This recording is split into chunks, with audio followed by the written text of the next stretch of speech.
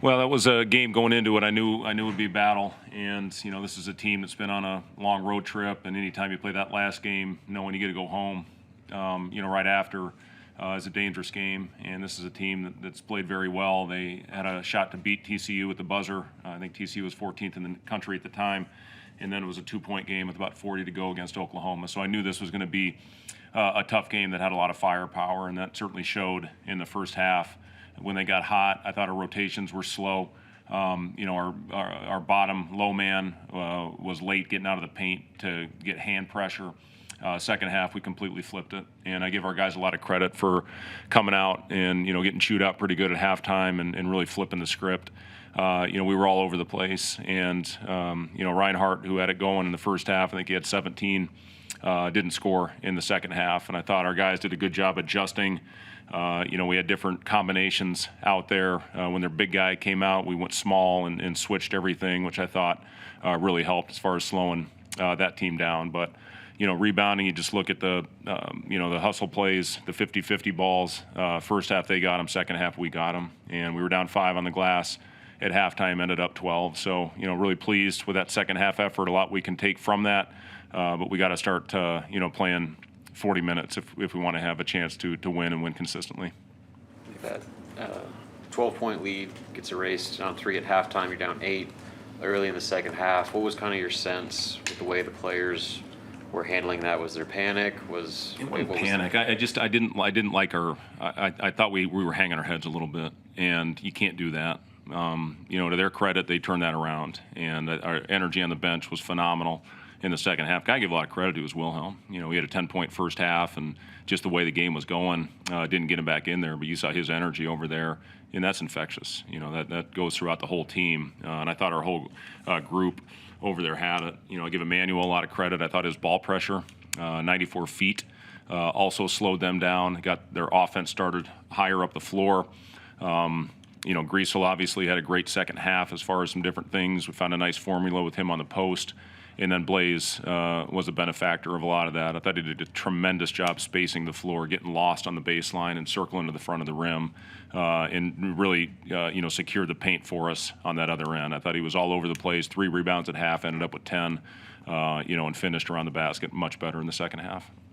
Point to just this one defensive possession, but that one, it was about a 7 or 8 point game when you got the shot clock violation on them and forced that. Did you think that gave a spark? Yeah, it was, and I thought that whole run, I think it was 31-6, if I'm not mistaken, that run that we had, and that was a great possession where we flew around, and forced them to throw it out of bounds, and then I think we scored on the ensuing possession. So, just the whole second half, the energy, it was completely different. So, again, we got off to a good start, and, they got control of it.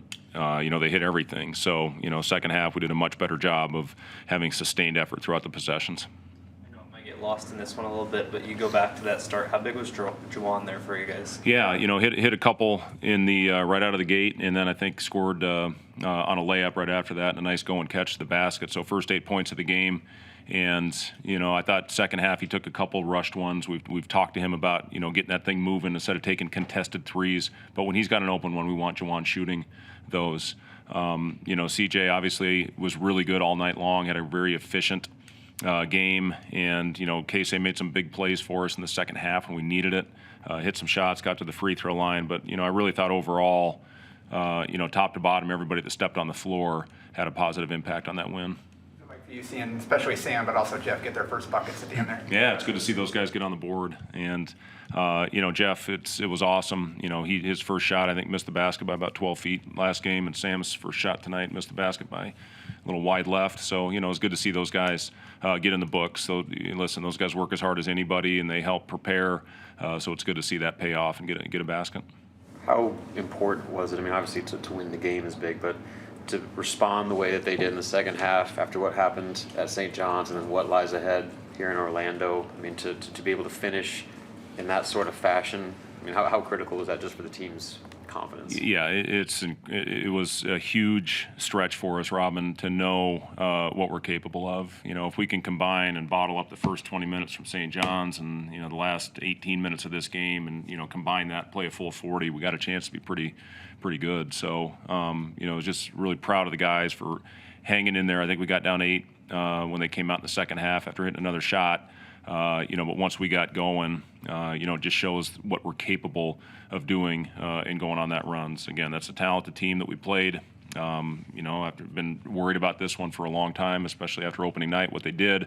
You know, but to come out and take care of business was very important going into the week ahead, where we play 3 games in 4 nights against 3 high major teams.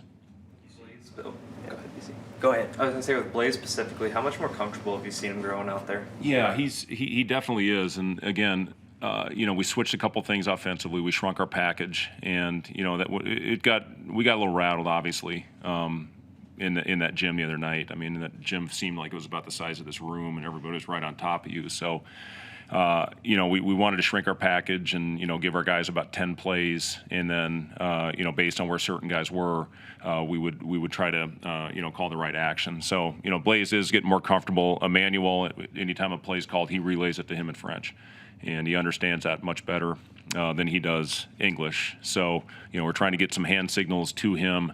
But yeah, I thought the way that Blaze spaced the floor tonight, that's exactly what we need out of him. He screened, he rolled, got to the basket, and then again lost himself underneath the backboard, and you know, did a great job circling to the front of the rim when any time that Sam went baseline. Anything else for Coach? Thank you, guys. Yes.